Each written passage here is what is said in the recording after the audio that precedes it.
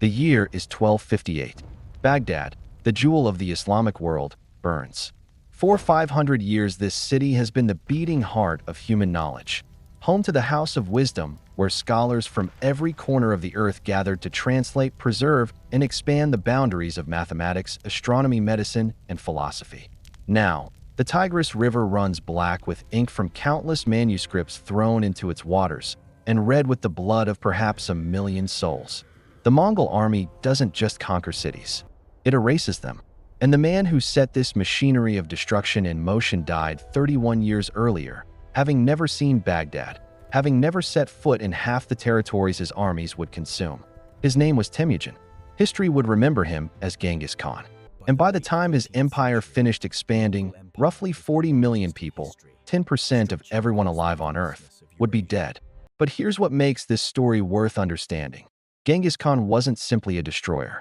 The same psychological mechanisms that enabled unprecedented violence also enabled unprecedented connection. The same empire that obliterated civilizations created the world's first truly global economy. The man who killed 10% of humanity also fundamentally reshaped how the other 90% lived, traded, communicated, and understood their place in the world. To understand Genghis Khan is to confront an uncomfortable truth about human nature itself, that the capacity for extraordinary evil and the capacity for extraordinary transformation often emerge from the same psychological source. So we begin not with conquest, but with a child, not with an empire, but with abandonment, starvation, and a lesson about loyalty that would echo across 800 years. The Mongolian steppe in the 12th century is not a place that produces philosophers or poets. It produces survivors. Imagine a landscape of endless grass, bitter winters, scorching summers, and absolutely nothing in between. No forests to hide in, no mountains to defend, no rivers that don't freeze solid for half the year. Resources are scarce. Tribes are constantly moving. And violence isn't an aberration. It's the basic currency of existence. In this environment, you learn very quickly that the world operates on a simple equation. Strength equals survival, and weakness equals death. Temujin is born into this world around 1162, the son of a minor tribal chief named Yasujii. His father isn't powerful, but he's respected enough to have enemies. When Temujin is 9 years old, his father is poisoned by a rival tribe, the Tatars, after accepting food from them during a journey. This is the first lesson: trust is dangerous. The second lesson comes immediately after. With Yasujii dead, his tribe abandons his family. Not out of cruelty, necessarily, but out of the cold logic of the steppe. A widow with young children is a burden. Resources are scarce. The tribe moves on, leaving Temujin, his mother Holan, and his siblings to survive alone. What happens to a child's psychology when the social contract dissolves at age 9? When the people who are supposed to protect you simply leave? Temujin's mother keeps the family alive through sheer will, digging for roots, fishing, hunting small game, doing whatever it takes. But there's barely enough food. And this scarcity creates the conditions for the next formative trauma. Temujin has a half-brother named Bektar from his father's previous wife. The two boys compete over food. The competition escalates. And one day, Temujin and his full brother Kasar hunt down Bektar and kill him with arrows. He's approximately 13 years old when he commits his first murder. And it's over food, over resources, over the question of who gets to survive. His mother is horrified, but the deed is done. And Temujin has learned a third lesson. When resources are scarce, even family becomes competition. Hesitation is weakness. Decisive action, no matter how brutal, is strength. But the steppe isn't finished teaching him. A rival clan, worried about this fatherless boy who's starting to show leadership qualities, kidnaps him and enslaves him, locking him in a wooden collar called a kang. He's a prisoner, a piece of property, utterly powerless. And then he escapes. He hides in a river, uses the help of a sympathetic guard, and disappears into the wilderness. He's learned a fourth lesson. Systems of power are not permanent. They have weaknesses. Intelligence and timing can overcome raw strength. By the time Temujin reaches his early 20s, his psychology has been forged in a very specific crucible. He understands betrayal intimately. His father betrayed by guests, his family betrayed by their tribe, his own safety betrayed by enemies. He understands scarcity and the zero-sum competition it creates. He understands that loyalty must be absolute because the alternative is death. And he understands that violence, applied decisively and without hesitation, is the language the steppe respects. But here's what separates Temujin from 1,000 other violent young men on the steppe. He also understands something about human motivation that most people miss. He begins to build alliances not through fear alone, but through something more psychologically sophisticated, the promise of shared success. He swears loyalty to a powerful Khan named Togrul, his father's old ally, and offers to serve him. He reunites with his childhood friend Jamuka and swears an oath of brotherhood. And critically, he begins attracting followers not from noble families, but from the dispossessed, former slaves, outcasts, people with nothing to lose and everything to gain. This is revolutionary for the time. The steppe operates on aristocratic principles. Your birth determines your status. But Temujin is building something different, a meritocracy born of necessity. If you're loyal and competent, you rise. If you're disloyal or incompetent, you're removed. It doesn't matter if you were born a prince or a slave. What matters is results. And this creates a feedback loop. The most talented, most motivated people gravitate toward Temujin because they can see a path upward that doesn't exist in traditional clan structures. His army becomes stronger not because it's larger, but because it's better organized and better motivated. By age 20, Temujin has internalized the fundamental equation that will define everything that comes next. Survival requires absolute loyalty from your inner circle and absolute terror for everyone else. Reward your allies extravagantly. Destroy your enemies completely. There is no middle ground, because on the steppe, the middle ground is where people die. But psychology alone doesn't build empires. It requires a specific kind of strategic genius that would rewrite the rules of warfare itself. The Mongol military system that Genghis Khan creates isn't just effective. It's a masterpiece of applied psychology and organizational design. Start with the basic structure, the decimal system. Units of 10, 100, 1,000, and 10,000. Simple, scalable, and flexible. A commander of 10 knows his men intimately. A commander of 100 knows his 10 commanders. Information flows up, orders flow down, and the whole system can reorganize itself rapidly because the math is clean. Compare this to medieval European armies, where command structures are tangled in feudal obligations, noble egos, and inherited positions. The Mongols promote based on competence. The Europeans promote based on birth. The psychological difference is profound, but the real innovation isn't organizational. It's reputational. Genghis Khan understands something that modern game theorists would later formalize. Your reputation is your most valuable weapon. He creates a very simple system. If a city surrenders immediately, it's spared. The people live. The leaders are incorporated into the empire. Trade continues. If a city resists and then surrenders, the leaders are executed, but the people are spared. If a city resists to the end, everyone dies. Not just the soldiers. Everyone. Men, women, children, animals. The city is leveled. The surrounding fields are salted. Nothing remains. This is psychological warfare at its most calculated. You're not just trying to win the current battle. You're trying to ensure that future battles never happen. Because once your reputation precedes you, cities start doing the math. If we resist, we all die. If we surrender, we live and maybe even prosper under Mongol rule. The rational choice becomes submission. And cities begin surrendering without a fight, which means the Mongol army can move faster, sustain fewer casualties, and conquer more territory with fewer resources. Terror becomes a force multiplier. The historical examples are staggering. When the city of Nishapur kills a Mongol general, Genghis Khan's son-in-law, the retribution is total. The Mongols return and systematically execute every living thing in the city. Some chroniclers claim 1.7 million people. Even if that number is exaggerated, the principle is clear. Killing a Mongol of importance triggers a response so overwhelming that no one else will consider it. The Mongols build pyramids of skulls outside conquered cities. Not because they're sadistic, though the violence is real and horrifying, but because the visual message travels. Traders see it. Refugees see it. Stories spread. And the next city, looking at those skulls, surrenders without raising a sword. This is where the psychology gets complex. Because from a certain cold, game-theoretic perspective, This system is almost elegant. You create incentives. You enforce them absolutely consistently. People respond to incentives. The system works.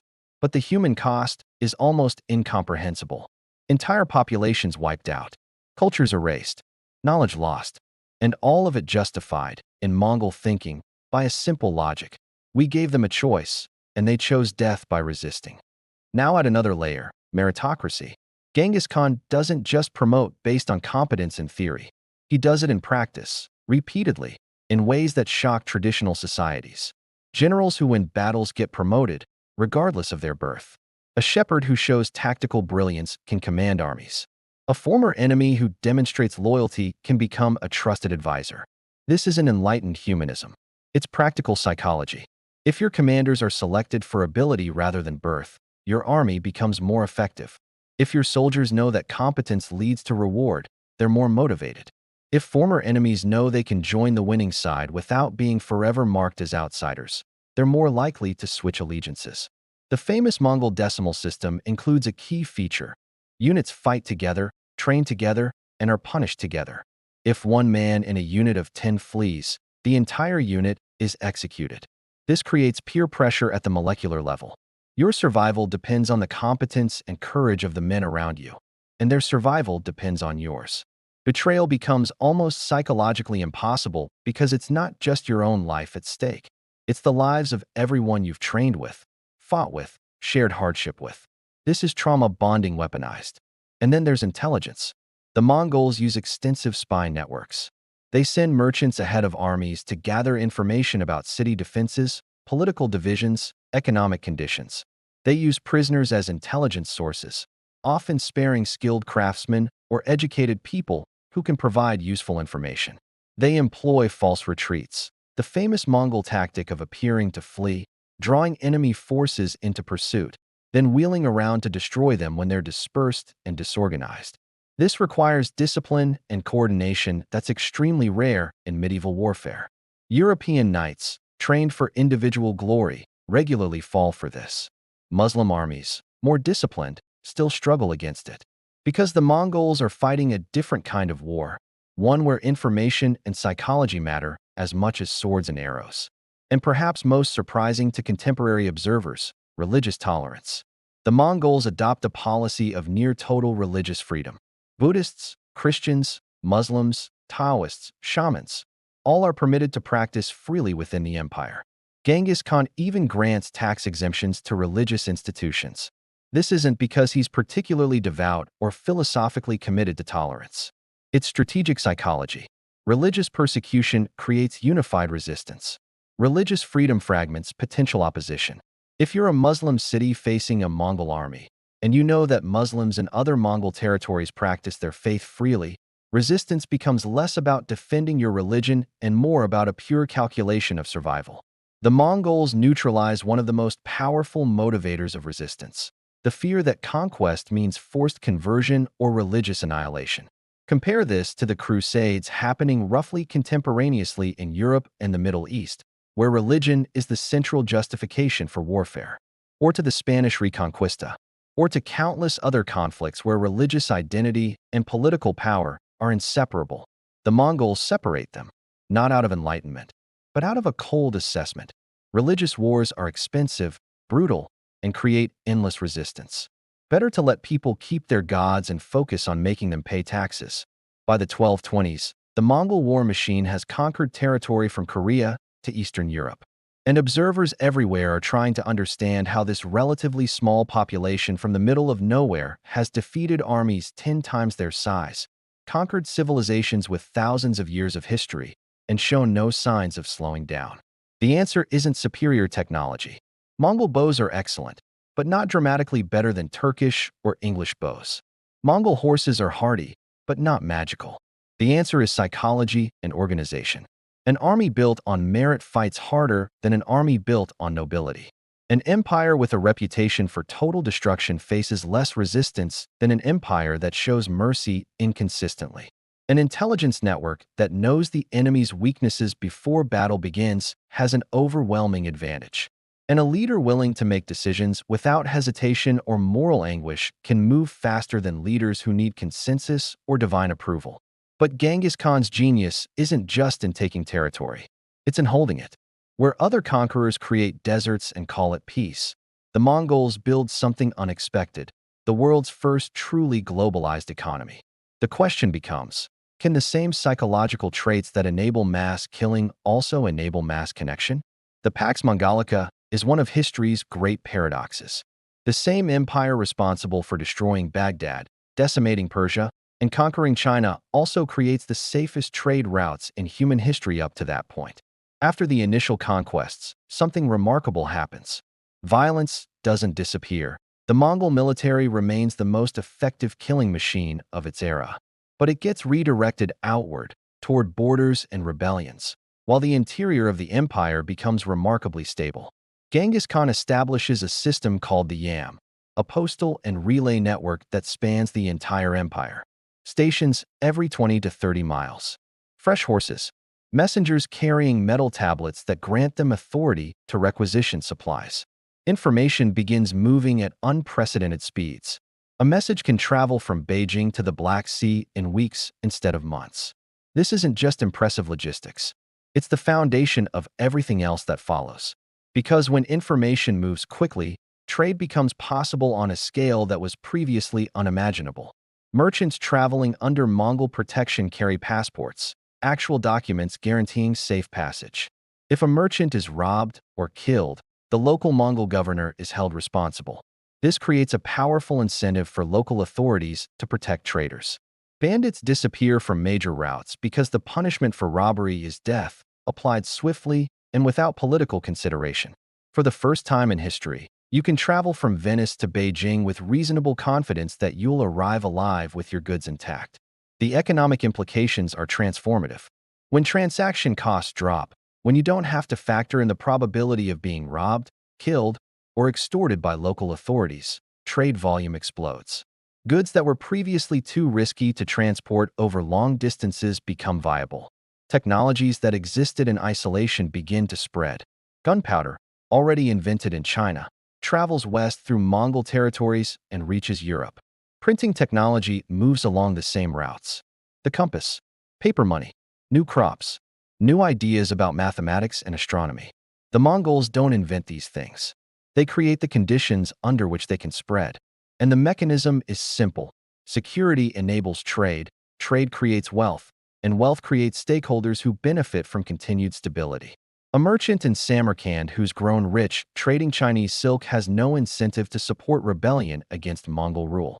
A craftsman in Tabriz selling Persian carpets to European buyers through Mongol-protected routes wants the system to continue. The empire creates economic winners, and economic winners become political supporters. But this only works if the rules are consistent and predictable. And this is where the Yasa, Genghis Khan's law code, becomes crucial. The Yasa is brutal. Theft is punishable by death. Adultery is punishable by death. Betrayal is punishable by death. The actual text hasn't survived completely, but historical accounts suggest it covered everything from property rights to diplomatic immunity to the proper way to slaughter animals. And the key feature is consistency. The law applies to Mongols and non-Mongols alike. A Mongol noble who steals faces the same punishment as a Chinese peasant who steals. This is revolutionary. Compare this to medieval Europe, where legal systems are fragmented, contradictory, and heavily dependent on social status. A noble might pay a fine for a crime that would get a commoner executed. Laws change from one duchy to the next. There's no coherent system that spans large territories. Or compare it to the Islamic world, which has sophisticated legal traditions but applies them inconsistently across different sultanates and emirates. The Mongols create something closer to the Roman legal system, a unified code that travels with the empire and applies everywhere.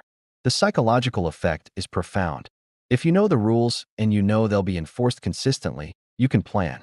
You can invest. You can make long-term decisions about where to live, what to trade, who to trust. Unpredictability is one of the greatest destroyers of economic activity. Predictability, even brutal predictability, enables it. And the Mongol Empire becomes predictable in a way that previous empires weren't. But here's the cognitive dissonance. How do you reconcile a legal system that protects property rights and ensures fair trade with an empire built on conquest and mass killing? How does Genghis Khan maintain a personal code of honor, executing his own generals for dishonesty or disloyalty, while presiding over campaigns that deliberately massacre civilian populations? The answer lies in a psychological mechanism that's deeply embedded in human nature: in-group versus out-group morality. Evolutionary psychology suggests that humans evolved in small tribal groups where cooperation within the group and competition between groups were both essential for survival. We developed the capacity for intense loyalty, altruism, and fairness toward our in-group, and simultaneously developed the capacity for dehumanization, aggression, and moral disengagement toward outgroups. Genghis Khan operates on this principle at civilizational scale. If you're inside the Mongol system, if you've submitted, accepted Mongol authority, followed the laws, paid the taxes, you're part of the in-group. The rules protect you. Genghis Khan is genuinely meritocratic and relatively fair towards subjects who comply. He promotes talent regardless of ethnicity. He protects merchants. He enforces contracts. But if you're outside the system, if you resist, rebel, or betray, you're not just an enemy. You're categorically different. The moral rules that apply to the in-group simply don't apply to you. And this isn't experienced as hypocrisy. It's experienced as consistency. Loyalty is rewarded. Betrayal is punished. The system makes sense from the inside. This shows up in Genghis Khan's personal relationships. He's famous for executing generals who disobey orders, even if the disobedience leads to victory. Because in his psychological framework, the hierarchy of values is clear: loyalty above results. But he also shows extraordinary generosity to people who demonstrate absolute loyalty. When one of his generals, Geeb, reveals that he was the one who shot Genghis Khan's horse out from under him in a previous battle, when Geeb was fighting for the enemy, Genghis Khan is impressed by the honesty and offers him a position. The crime of fighting against him is forgiven because Geeb demonstrates the in-group virtue: truth-telling even at personal risk. This is compartmentalization, but it's not incoherent compartmentalization. There's an internal logic. The rules are clear. Follow them, and you're safe. Break them, and you're destroyed. It's binary, but it's not arbitrary. And from an organizational psychology perspective, this clarity is powerful. People know exactly where they stand. There's no ambiguity about what's expected. And humans, even under brutal systems, often prefer clear expectations to ambiguous ones. The economic results speak for themselves. During the height of the Pax Mongolica in the 13th and early 14th centuries, trade volumes across Eurasia reach levels that won't be matched again until the age of exploration. The Silk Road becomes genuinely global. Technologies cross-pollinate. Ideas travel. The first paper money systems outside China appear in Mongol-controlled territories. Banking practices develop. And perhaps most significantly, different parts of Eurasia that had limited contact for centuries suddenly have regular, sustained interaction. This is where we see the other side of the conquest. Yes, the Mongols killed millions. Yes, the destruction of cities like Baghdad was catastrophic for human knowledge and culture. But the same empire also created conditions for unprecedented connection. A merchant from Genoa can travel to Beijing and back. A Muslim scholar can study in China. Chinese technology reaches Europe centuries earlier than it would have otherwise. And this happens not because the Mongols are enlightened or benevolent, but because they're pragmatic. Trade generates tax revenue. Tax revenue funds the military. The military maintains the empire. The whole system is circular and self-reinforcing. Understanding Genghis Khan requires holding two contradictory truths simultaneously. He was both a genocidal conqueror and a transformative state builder. But there's a final question that cuts to the heart of human psychology. What happens when one man's decisions echo across centuries, shaping genetics, geography, and global power structures in ways he never could have imagined? The genetic legacy alone is staggering.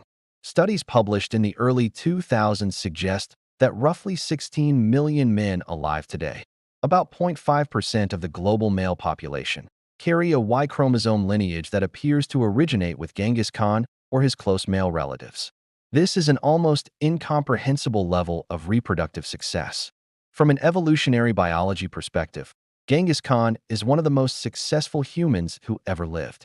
His genes spread across Eurasia not through peaceful dispersal, but through conquest, political marriages, and the systematic privileges that came with being part of the ruling family in the largest contiguous land empire in history. But what does this tell us about success? In Darwinian terms, success means reproductive fitness, passing your genes to the next generation. Genghis Khan succeeded spectacularly by this measure. But in moral terms, in terms of human flourishing, in terms of the values that most ethical systems endorse, his legacy is deeply problematic. The same mechanisms that spread his genes, conquest, violence, the subjugation of populations, are mechanisms that caused immense suffering. This is the uncomfortable truth that evolutionary psychology forces us to confront. What succeeds biologically and what we value morally are not the same thing. The geopolitical legacy is equally complex. The Mongol conquests permanently altered the political geography of Eurasia in ways we're still living with. The destruction of Baghdad in 1258 didn't just kill a city. It ended the Abbasid Caliphate, which had been the central political and religious authority in the Islamic world for 5 centuries. The fragmentation that followed, different regional powers, different interpretations of Islamic authority, shapes Middle Eastern politics to this day. Historians still debate whether the Islamic Golden Age would have continued without the Mongol invasions. But there's no question that the invasions disrupted centers of learning and political stability in ways that had long-term consequences. In Russia, the Mongol influence is even more direct. The Mongol conquest in the 13th century establishes patterns of centralized autocratic rule that persist through the Tsarist period and arguably into the Soviet era and beyond. Russian political culture, the emphasis on strong central authority, the suspicion of Western influence, the willingness to accept brutal methods in service of state power, has roots that predate the Mongols, but the Mongol period reinforces these patterns. The tribute system, the way Russian princes compete for Mongol favor, the militarization of society, all of this becomes embedded in Russian political DNA. In China, the Mongol Yuan dynasty lasts less than a century before being overthrown, but it leaves marks. The integration of different ethnic groups under a single imperial system, the expansion of China's territorial claims, the administrative practices that blend Mongol, Chinese, and Central Asian traditions. These become part of how subsequent Chinese dynasties understand governance. And the memory of being conquered by outsiders becomes part of Chinese national psychology, contributing to later walls both physical and cultural against foreign influence. For modern military strategists, Genghis Khan remains a case study. The principles of maneuver warfare that the Mongols perfected, mobility, deception, concentration of force at decisive points, integration of intelligence into operational planning. These are studied in military academies worldwide. The concept of psychological operations, of using information and reputation as weapons, has obvious modern parallels. The emphasis on decentralized command, where lower-level officers have autonomy to adapt to changing conditions within a clear strategic framework, shows up in modern military doctrine from the German Blitzkrieg to American maneuver warfare theory. The economic lessons are equally relevant. The Mongols understood something that modern economists formalize. Institutions matter more than resources. The Mongol homeland is resource poor. The steppe doesn't have abundant minerals, fertile soil, or natural harbors. What the Mongols have is organizational capacity and the willingness to create institutions, property rights, legal consistency, trade protection, that enable economic activity. This is the same insight that explains why some modern nations with few natural resources thrive, while others with abundant resources struggle. Institutions that protect investment, enforce contracts, and maintain security create wealth. The Mongols proved this at continental scale. But then we come to the moral reckoning. How do we evaluate Genghis Khan? And perhaps more importantly, what does our evaluation reveal about ourselves? Some cultures celebrate him. In Mongolia, he's a national hero, the founding father, the figure who unified disparate tribes and created a nation. Statues of Genghis Khan dominate the capital. His face appears on currency. This isn't historical amnesia. Mongolians are aware of the conquests, but rather a different framing. From the Mongolian perspective, Genghis Khan took a marginalized people on the edge of history and made them central. He created an empire. He spread Mongolian influence across the world. The violence is acknowledged but understood as the context of the times, not exceptional barbarism. In Iran, the memory is different. The Mongol invasions are remembered as catastrophic. Libraries burned, cities destroyed, populations decimated. The Persian language and culture survived, but the trauma is part of historical memory. When modern Iranians talk about the Mongol period, it's often in tones of mourning for what was lost. This isn't just about death tolls. It's about the sense that a civilization at its peak was shattered, and the recovery took centuries.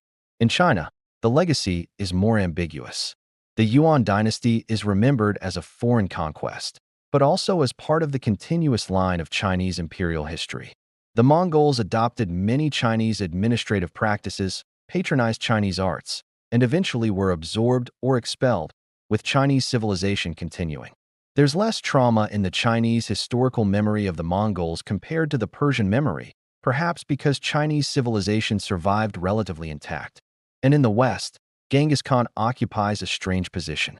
He's simultaneously admired for military genius and condemned for brutality. He's the barbarian conqueror, the historical villain, the embodiment of destructive Eastern hordes. But he's also the subject of business books about leadership and strategy, studied for organizational insights, even occasionally praised for religious tolerance. The Western view is fragmented, capable of holding multiple contradictory assessments simultaneously. What does this tell us? That historical memory is tribal. We celebrate the figures who advanced our group and condemn the figures who harmed our group, regardless of the objective facts. And this is true even in supposedly objective historical analysis.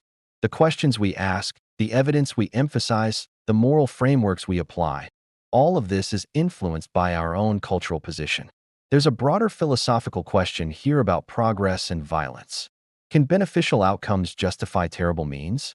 The atomic bombs dropped on Hiroshima and Nagasaki killed hundreds of thousands of civilians, but arguably shortened World War II and prevented an invasion of Japan that might have killed millions more. Does the math work? Colonial powers built infrastructure in conquered territories, railroads, schools, hospitals, while simultaneously exploiting resources and suppressing local populations. Do the railroads justify the exploitation? Authoritarian modernizers like Lee Kuan Yew in Singapore or Deng Xiaoping in China used repressive methods to achieve rapid economic development that lifted millions out of poverty. Do the outcomes justify the methods? Genghis Khan presents this question in extreme form.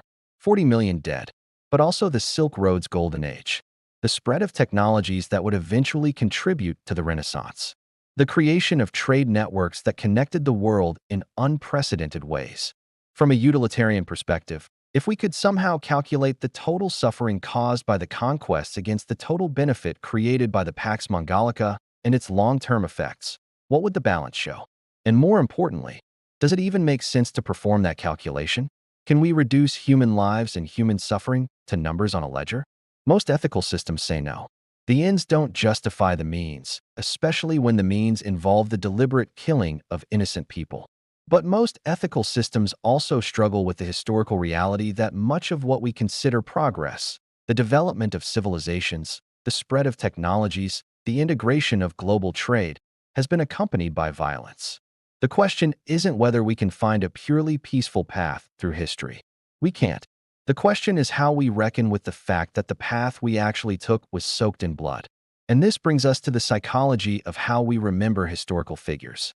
We have a tendency to rehabilitate conquerors over time. Julius Caesar was responsible for the deaths of perhaps 1 million Gauls and the enslavement of another million. But he's remembered primarily as a great general and statesman, the man who transformed Rome from republic to empire. Napoleon's wars killed millions across Europe, but he studied for military genius and legal innovations like the Napoleonic Code. The passage of time, combined with the tangible legacies these figures left behind, seems to soften our moral judgment. Genghis Khan died in 1227. 800 years of distance makes it easier to analyze him as a historical phenomenon rather than as a perpetrator of mass atrocities. If he had died 50 years ago, the moral weight would feel different. This reveals something about human psychology. We're better at empathizing with proximate suffering than distant suffering. The further removed in time or space, the easier it becomes to treat tragedy as data rather than as human experience. But there's a danger in this.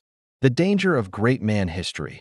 where we attribute too much agency to individuals and not enough to structural forces. Genghis Khan didn't create the conditions of the Mongolian steppe. He didn't invent tribal warfare or scarcity-driven competition. He didn't cause the political fragmentation of the Islamic world or the weakness of the Chinese Song dynasty. He exploited these conditions brilliantly, but he didn't create them. And if it hadn't been Temujin, it might have been someone else. Not with the same degree of success, perhaps, but the forces that allowed the Mongol expansion, technological parity, political fragmentation among sedentary civilizations, the military advantages of mounted archers, these existed independently of any single person. This matters because it shifts our focus. Instead of asking what was special about Genghis Khan the individual, we should ask what were the conditions that allowed someone like him to succeed. And those conditions tell us uncomfortable things about human societies. Fragmented political systems are vulnerable to unified ones. Aristocratic armies are vulnerable to meritocratic ones. Societies that privilege tradition over adaptation are vulnerable to societies willing to learn from anyone. The Mongols succeeded not because they were inherently superior, but because they were willing to use whatever worked, regardless of where it came from. That's a lesson that applies far beyond the 13th century. So what does studying Genghis Khan teach us about ourselves? It teaches us that human nature contains multitudes, the capacity for loyalty and the capacity for betrayal, the capacity for organization and the capacity for destruction, the capacity for innovation and the capacity for violence. These aren't separate traits distributed among different people. They're potentials that exist in all of us, activated by circumstances and choices. It teaches us that moral simplicity is usually false. The urge to categorize historical figures as purely good or purely evil is understandable but rarely accurate. Genghis Khan was neither a monster nor a hero. He was a human being shaped by extreme circumstances who made choices that had consequences far beyond his understanding or intention. Some of those consequences were catastrophic. Some were transformative. Both can be true simultaneously. It teaches us that the same psychological traits can produce radically different outcomes depending on context. The trauma that could have destroyed Temujin instead forged him into someone capable of building an empire. The loyalty that made his inner circle so cohesive was inseparable from the ruthlessness that made his conquests so brutal. The meritocratic principles that strengthened his army were deployed in service of conquest. There's no clean separation between the good parts and the bad parts of his psychology. They're integrated. And perhaps most importantly, it teaches us that we're still grappling with the legacy of choices made centuries ago. The political boundaries in Central Asia and the Middle East, the cultural memories that shape national identities, the genetic lineages that connect millions of living people to events they've never consciously considered. History isn't past. It's layered into the present in ways we rarely acknowledge. Genghis Khan killed 10% of the world. He also connected it in ways that had never been possible before. The world we inhabit today was shaped by both of those realities. The question for us isn't whether Genghis Khan was good or evil. It's which parts of that psychological legacy we choose to cultivate in ourselves and our societies. The loyalty without the dehumanization. The meritocracy without the violence. The willingness to learn from anyone without the willingness to destroy everyone. The organizational genius without the mass killing. These might seem like impossible separations, and maybe they are. But the attempt to make those separations, to take what's valuable from human history while rejecting what's destructive, that's the work of civilization. That's the work we're still doing, 800 years later, as we try to understand the man who killed 10% of humanity and changed all of it.